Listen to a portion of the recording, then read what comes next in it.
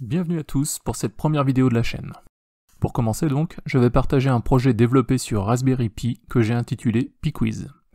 Il a été développé pendant le confinement lié au Covid-19 en avril 2020, en espérant qu'au moment où vous verrez cette vidéo, tout cela ne sera plus qu'un lointain souvenir.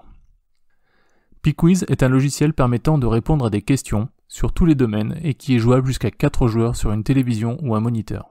Le ou les joueurs ont le choix entre 3 niveaux de difficulté, comprenant chacun environ 1000 questions. Les réponses seront données à l'aide d'un smartphone ou d'une tablette liée au Raspberry Pi via le Wi-Fi. Lors du lancement du Raspberry Pi, la page d'accueil de PiQuiz s'ouvre automatiquement et propose d'appairer les télécommandes qui seront donc des smartphones ou des tablettes. La première chose à faire est de se connecter au point d'accès nommé PiQuiz. Ce point d'accès est automatiquement créé par le Pi au démarrage. Il s'agit d'un réseau interne uniquement dédié à l'appairage des télécommandes. Une fois connecté, il suffit de scanner le QR code qui redirigera le joueur vers la page web de la télécommande. Si vous ne souhaitez pas installer d'application pour lire les QR codes, vous pouvez aussi entrer manuellement l'adresse de la télécommande sur votre smartphone. La voici. L'utilisateur choisit ensuite sa couleur et sera ainsi reconnu pendant toute la durée du quiz. La couleur choisie au début est présente sur le fond de la télécommande. Tous les choix dans PiQuiz se font à l'aide des télécommandes et des boutons A, B, C et D. Ainsi, pour commencer une partie, il suffit de cliquer sur le bouton A de l'une des télécommandes. Le joueur est ensuite amené à choisir son niveau de difficulté. Ensuite, chaque joueur se connecte en cliquant sur n'importe quel bouton de sa télécommande. Attention, un compteur se met en marche après la connexion du premier joueur et le quiz se lancera automatiquement au bout de 10 secondes.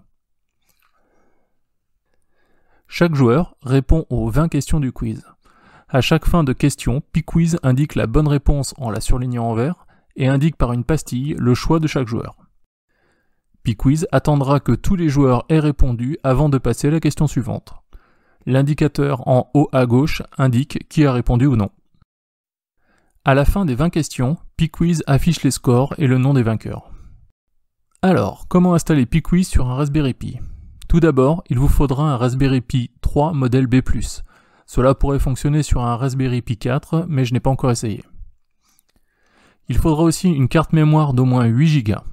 J'ai réalisé l'image du PiQuiz à partir d'une carte 16 Go, mais je l'ai redimensionnée pour qu'elle soit lisible sur des cartes de taille inférieure. Enfin, un câble HDMI ainsi qu'une alimentation pour Raspberry Pi seront nécessaires. Premièrement, téléchargez l'image de PiQuiz, ce lien est dans la description de cette vidéo. Ensuite, téléchargez, si vous ne l'avez pas déjà, le logiciel Balena Etcher afin de copier l'image sur votre carte SD. Le fonctionnement de Balena Etcher est très simple. Il suffit de cliquer sur Select Image, vous choisirez le fichier piquiz.img téléchargé précédemment, puis sur Select Target afin d'aller chercher le lecteur contenant votre carte mémoire, et enfin sur Flash.